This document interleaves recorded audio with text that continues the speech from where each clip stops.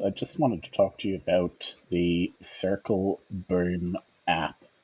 Now, Circleboom is created. It creates an intuitive and easy to use social media product. So, essentially, there are two platforms. The first one is the Twitter tool, which I'll talk to you about today, and the second one is the publishing tool, which goes across a lot of different apps.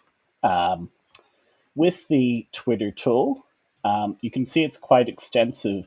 And what it does is it shows you your account quality. So your account quality encompasses a lot of different things, right? But what you essentially want, and this is, look, this is controversial. Um, there has been a lot of controversy about how to what extent you do this and so on and so forth. But you really want to have a good balance in your Twitter friends, which are people who are mutuals. Um, and you also want to keep an eye on your followers. You don't want too many fake or spam followers. You don't want to attract them. You don't want your posts to attract them, so on and so forth. So this gives you an idea with a quick dashboard of where the health of your account is. So you can have a modest Twitter account, you can have a solid Twitter account, you can have an outstanding Twitter account. You can see it thinks my account is outstanding. Well, that's good. Thank you, Circleboom. That's nice. But you can also see other things, right? So are you tweeting too much? I mean, 2,000 a month, that's probably terminally online, some might say. So you probably don't want that. 844 days. So that's how long I've been on Twitter. So not that long, few years. Um, and we've also got the inactive friends, the fake friends, the overactive friends. So look, in an ideal universe, your friends would actually be over or at least active, right? So we can see we've got mid engagement friends, 58%, high engagement friends, 40%. So this is good. They'll probably engage with your stuff as well. You've got verified friends. This is probably good because they'll get boosted in the algorithm whenever they retweet you, and so on and so forth. You don't really want fake friends, so I've got no fake friends, and I've got 100% real friends. So this is good, right? Um, you can also see your follower stats. This is where it's maybe more average, right? So this is probably average. Well, this is probably good, right? But it's probably not as good as the friends stats.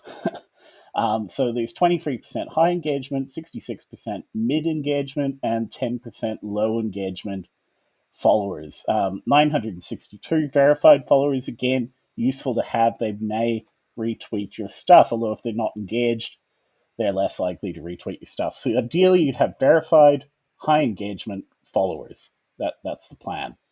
Um, you can also see that my account is probably definitely within the standard distribution of the internet. So 65.75% male and 34.25% female. This is typical. I think this is well within the standard range.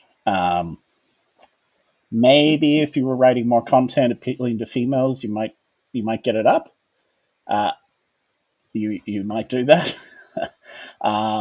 But yeah, generally this is going to be the average distribution. Language stats, so you can see that I'm appealing to a largely English speaking audience with my lovely Iranian, Arabic, Tagalog, Spanish, and other, including some Turkish speakers. So shout out to you, anyone who speaks Farsi, Arabic, Tagalog, Spanish, or any other language, including Turkish. Thank you very much for following me. Um, and again, you're probably going to be aiming your tweets towards an English speaking audience. Um, and you probably, you know, you're not going to hit that other audience very much. So then you can see your follower growth. So I've got quite good follower growth. It has dropped off lately, you will find these peaks and troughs in this number. Um, if you've got this kind of growth rate, though, you don't mind a little bit of a drop off. I think it was high there, and it's dropped off to about there, so that's fine. And then you've got the interest cloud, which, yeah, it probably shouldn't include all words because you know all. I mean, this is not useful, right? You can see this in Democrat, world, social. I mean, yeah, this is apparently the interest that I have. So again, it's sort of valuable, sort of not that valuable. A little bit true on the generic side. When we're having a look at how to work with these followers, we're just going to have a look at inactive followers. These are people who don't tweet very much. I'm going to see uh, whether I want to keep them around. And we can see, look, I don't necessarily want to get rid of any of these people right now because I think they're in flux and they've got good follower numbers. And other people in here are people that I actually know in real life or I know what they're there for. So I'm probably not going to clean that up at this stage. Shout out to you, everyone on this list. Maybe get some of these inactive accounts to be active. But maybe spend your time on other things. I'm not sure. Um, so you can see you've got a lot of different ways of sorting out your friends. Some people will actually get rid of some of the overactive accounts from their friends. You probably don't really care about your followers. Like you're not going to soft block anyone. Um, yeah, I mean, I guess it's useful to know what the influencer followers are. You can see there's a few of those. Not a huge amount actually, and that's something we can work on. But yeah, yeah. So you can see that sort of thing, um, and you can see analytics as well. So we can do a followers growth analytics. We can do a followers characteristics analytics, human, bot, ordinary, overactive, etc., etc. We can do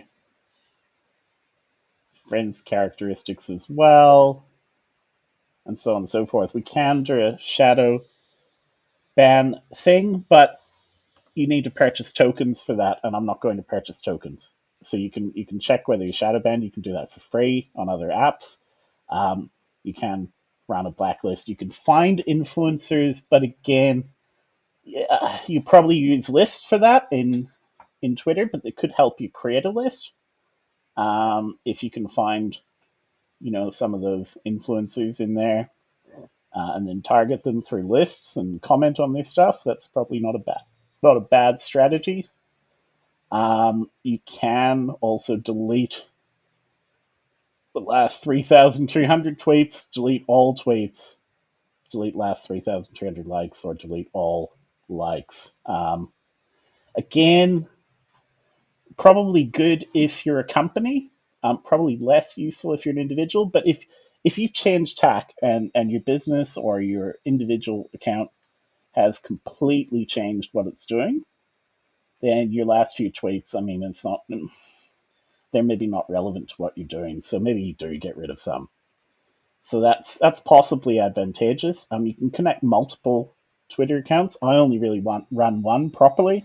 I do have a few other accounts, but this one is the one that I'm running, so I've just got that one connected. Um, and you can also do other stuff using the publisher tool, including AI powered tweet scheduling. Actually, let's move this around. AI powered thread maker, so it does a thread for you. Article discovery, so it can find articles for you, although yeah, look, I'm in two minds about that feature. I'll talk about it in the next review. Um, you can do AI thread and thread inspiration, so you can get ideas for threads, which is not a bad thing. And you can also get a tweet automation tool, which I do use, and that is a fantastic tool. So in the next review, I will talk about these things. But for now, this is the Twitter management platform for Twitter, right? So that's what we've got. And you can also tweak your account quality if you want to show off about that. And there is an Apple app, which I may do a review on in future, although the Apple app does lack a couple of the features that exist in the web browser app. So, yeah, I may talk about that in a future review. Until then, thank you so much, and we'll talk to you soon. Cheers.